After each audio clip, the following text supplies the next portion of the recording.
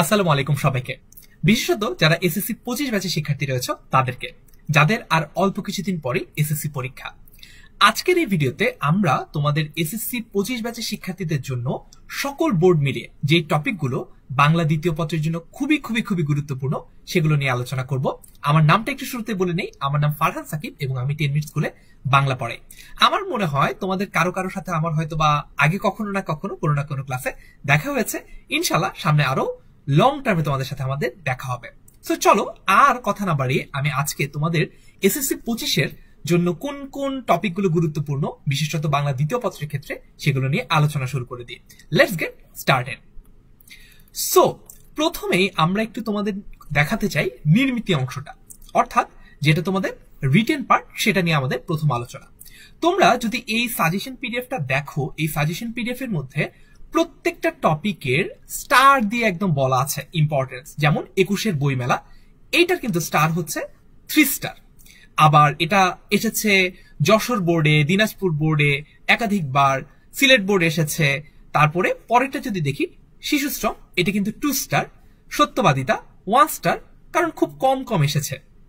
তো আমরা যে কাজটা করব, যখন একদম পরীক্ষার আগের রাত বা আর লাস্ট সপ্তাহ বাকি, তখন এই 4 স্টার বা এই যে 3 স্টার এগুলো গুরুত্ব দিব এবং এগুলো পড়বো। যৌতুক প্রথা, বৈশাখী মেলা, এইগুলো তখন বেশি ফোকাস করব। কিন্তু আমাদের হাতে যখন যথেষ্ট পরিমাণ সময় থাকবে তখন আমরা কিন্তু এই 1 স্টার 2 স্টার গুলো বাদ দিব না। অ্যাটলিস্ট একবার বা দুইবার হলেও আমরা এগুলো রিডিং পড়বো, যাতে করে যদি আনফরচুনেটলি তোমাদের বোর্ডে, তোমাদের এসএসসি তে এরকম কোন একটা প্রশ্ন চলে আসে যেটা আগে একবারই এসেছে, ফর এক্সাম্পল সত্যবাদিতা, যাতে তুমি ঘাবড়ে না যাও বা যাতে তোমার কাছে মনে না হয় যে হায় হায় এটা কি এসেছে, এটা তো কিছুই পারি না, এমনটা যাতে মনে না হয়। তোমার কাছে যাতে প্রশ্নটা পরিচিত মনে হয়, অ্যাটলিস্ট তোমার বোর্ডের তোমার বাকি বন্ধুদের চেয়ে তুমি যাতে প্রতিযোগিতায় এগিয়ে থাকতে পারো সেটা এনশিওর করবে তুমি যদি একদম 1 স্টার 2 স্টারের যেই টপিকগুলো সেগুলো 1-2 বার রিডিং পড়ে নাও। বাট যেগুলো খুবই গুরুত্বপূর্ণ, যেমন মুক্তিযুদ্ধ, নারী শিক্ষা, আন্তর্জাতিক মাতৃভাষা দিবস, এগুলো কিন্তু তোমাকে বারবার বারবার পড়তে হবে, এখনো পড়তে হবে, আবার যখন তোমার পরীক্ষা একদম কাছাকাছি চলে আসবে তখনও পড়তে হবে। স্বাধীনতা দিবস, বই পড়া, বিজয় দিবস, বইমেলা, দেখো বইমেলা কিন্তু অনেকবার পরীক্ষা এসেছে, 4 স্টার ইম্পর্টেন্ট, 5 স্টার ইম্পর্টেন্ট, ঠিক আছে? এগুলো আমরা বারবার পড়বো। তাহলে আমাদের অনুচ্ছেদের জন্য এই কয়েকটা টপিক যদি তুমি একটু প্রায়োরিটি সেট করে পড়ো, যেগুলোতে স্টার বেশি সেগুলো তুমি বারবার পড়বা, আর যেগুলোতে হচ্ছে স্টার কম, অর্থাৎ যেগুলো বিগত বছরগুলোতে একটু কম কম করে এসেছে, সেগুলো যদি একটু কম কম করে পড়ো, রিডিং পড়ো, তাহলেই তোমার মধ্যে কনফিডেন্সটাও গ্রো করবে। তার পাশাপাশি তুমি বুঝবা পরীক্ষার জন্য তুমি পুরোপুরি প্রিপেয়ার্ড। আশা করি অনুচ্ছেদের ক্ষেত্রে কোন কোন জিনিস আমাদের পড়তে হবে আমরা মোটামুটি বুঝে ফেলেছি। তারপর যদি পরের টপিকটা যাই, পরের টপিকটা হচ্ছে সারাংশ। সারাংশের মধ্যে এখানে পুরো সারাংশটা আসলে স্থান সংকলন হয়নি দেখে লেখা হয়নি। আশা করি তোমরা প্রথম 3টা শব্দ আর শেষ 3টা শব্দ এটা দেখে বুঝতে পারবা। এখানেও যদি তুমি দেখো, জাতি শুধু বাইরের ... মহৎকর্মের যোগ্যতা, এটা 3 স্টার ইম্পর্টেন্ট। তারপর হচ্ছে আজকে দুনিয়াটা আশ্চর্যভাবে করিতে সন্দেহ থাকে না, এটা 3 স্টার ইম্পর্টেন্ট। একই রকম ভাবে তুমি এই জিনিসগুলো একটু প্রায়োরিটি সেট করে পড়বা, অর্থাৎ যেই টপিকগুলোতে স্টার বেশি। কেন স্টার বেশি? কারণ এই টপিকগুলো বেশি বেশি বার বোর্ডে এসেছে, সো এই টপিকগুলো তুমি বেশি বেশি করে ফোকাস করবা, বেশি বেশি বারবার পড়বা। আর যেগুলোতে একটু কম স্টার, যেমন 2 স্টার, এগুলো একটু কম পড়বা, তাহলেই হয়ে যাবে। ওকে, তো তারপরে যদি আরেকটু নিচে যাই আমরা, অভাব আছে বলিয়া সার্থকতা লাভ করিয়াছে, দেখো 5 স্টার ইম্পর্টেন্ট, তার মানে আসার সম্ভাবনা সবচেয়ে বেশি। অভ্যাস ভয়ানক জিনিস, তাহলে সব পণ্ড হবে, 3 স্টার ইম্পর্টেন্ট। সো এইগুলো আমাদের একটু ভালো মতো পড়তে হবে। তারপর যদি আমরা যাই সারমর্মের দিকে, সারমর্মের ক্ষেত্রে তোমরা দেখো এখানে 5 স্টার ইম্পর্টেন্ট সারমর্ম আছে। দৈন্য যদি আসে, ঊর্ধ্বে 2 হাত বাড়াস, ঠিক আছে? কোথায় স্বর্গ কোথায় নরক, আমাদেরই কুড়ে ঘর, এটাও 4 স্টার। সো বুঝতেই পারছো নিশ্চয়ই তোমরা যেই যেই টপিকগুলোতে 4 স্টার দেওয়া আছে সেগুলো বেশি ইম্পর্টেন্ট, আর 3 স্টার দেওয়াগুলো তার চেয়ে একটু কম ইম্পর্টেন্ট, বাট এগুলো পড়তে হবে। আর যেগুলোতে একদমই 1 স্টার দেওয়া সেগুলো তোমরা 1-2 বার রিডিং পড়লে কিন্তু হয়ে যাবে এবং আশা করি তোমরা পারবা। তারপর আমরা যদি একটু ভাব সম্প্রসারণের দিকে যাই, ভাব সম্প্রসারণকে আমরা 2টা ভাগে ভাগ করেছি। একটা হচ্ছে কবিতা থেকে আসা ভাব সম্প্রসারণ, আর একটা হচ্ছে গল্প বা গদ্যাংশ থেকে আসা ভাব সম্প্রসারণ। কবিতা থেকে আসা ভাব সম্প্রসারণের মধ্যে তুমি যদি দেখো, স্বদেশের উপকারে নেই যার মন, কে বলে মানুষ তারে পশু সেই জন, এইটা হচ্ছে আমাদের 4 স্টার ইম্পর্টেন্ট, অনেকবার বোর্ডগুলোতে এসেছে। তারপরে গ্রন্থগত বিদ্যা আর পর হচ্ছে ধন ডট ডট ডট নহে ধন হলে প্রয়োজন, এটা হচ্ছে 4 স্টার ইম্পর্টেন্ট, তার মানে এইটাও আসার অনেক সম্ভাবনা আছে। তবে এই জায়গায় তুমি দেখো এইটা 5 স্টার ইম্পর্টেন্ট, অন্যায় যে করে আর অন্যায় যে সহে তবে ঘৃণা যেন তারে তৃণ সমদহে, এইটা কিন্তু খুবই খুবই খুবই গুরুত্বপূর্ণ, এইটা 5 স্টার দেওয়া আছে। এর পাশাপাশি যে টপিকগুলো রয়েছে, মেঘ দেখে কেউ ডট ডট ডট, তারপর হচ্ছে শৈবাল দিঘিরে বলে উচ্চ উচ্চ করে শির ডট ডট ডট, এগুলো 3 স্টার ইম্পর্টেন্ট। পরের অনিষ্ট চিন্তা করে যেই জন, এটা 4 স্টার। তারপরে সকলের তরে সকলে আমরা, এইটা 4 স্টার। সো আমরা ভাব সম্প্রসারণগুলো দেখে নিলাম যে কোন কোন ভাব সম্প্রসারণগুলো যদি আমরা বারবার পড়ি আমাদের এসএসসি পরীক্ষায় আমরা ইনশাল্লাহ কমন পেয়ে যাব। তারপরে ভাব সম্প্রসারণ গদ্যাংশ থেকে, মানুষ বাঁচে তার কর্মের মধ্যে বয়সের মধ্যে নয়, এটা হচ্ছে আমাদের 4 স্টার ইম্পর্টেন্ট। আর দুর্জন বিদ্বান হলেও পরিত্যাজ্য, খুবই খুবই খুবই গুরুত্বপূর্ণ, এটা হচ্ছে আমাদের 5 স্টার ইম্পর্টেন্ট একটা টপিক। 1 স্টার আছে এখানে চরিত্র মানুষের অমূল্য সম্পদ, পরিশ্রম সৌভাগ্যের প্রসূতি। কিন্তু আমরা বেশি কোথায় প্রায়োরিটাইজ করব, বেশি কোথায় সময় দিব, যেগুলোতে আমাদের বেশি বেশি করে স্টার আছে। কেন? আগেও বলেছি, কারণ এগুলো বেশি বেশি বছর বিগত বছরের বোর্ড প্রশ্নগুলোতে এসেছে।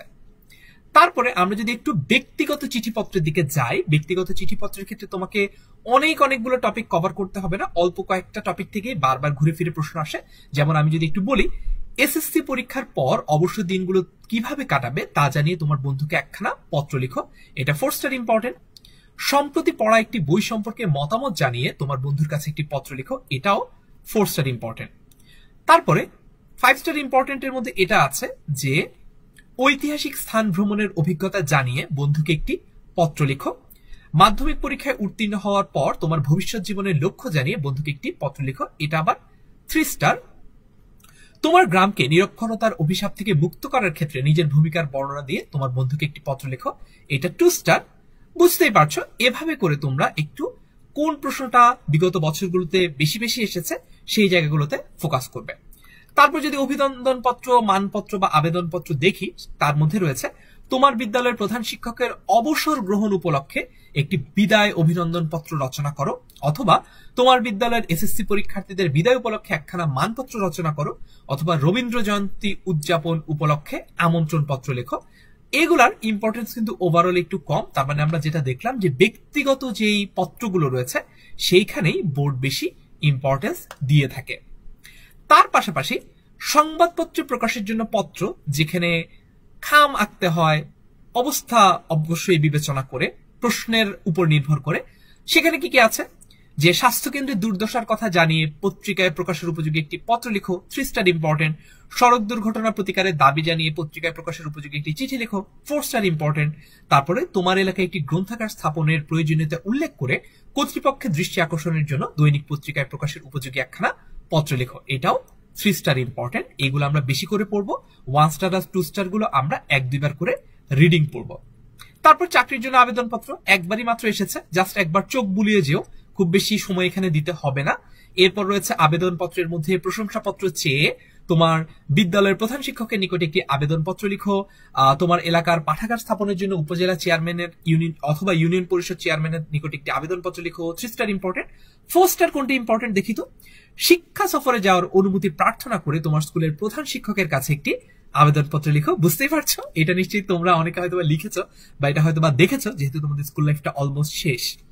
তারপরে আমরা যদি যাই, ব্যবসায়িক পত্র শুধুমাত্র 1-2বারই এসেছে, রাজশাহী বোর্ড আর দিনাজপুর বোর্ডে, খুব একটা ইম্পর্টেন্ট না, বাট একটু দেখে যেও যে আচ্ছা যদি চলেই আসে বোর্ডে পারবা কিনা তুমি।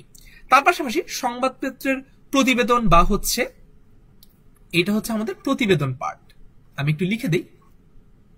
ওকে, প্রতিবেদন পার্টের মধ্যে রয়েছে তোমার বিদ্যালয়ের নবীনবরণ ও বিদায় সংবর্ধনা অনুষ্ঠান সম্পর্কে একটি সংবাদ প্রতিবেদন তৈরি করো, 4 স্টার ইম্পর্টেন্ট।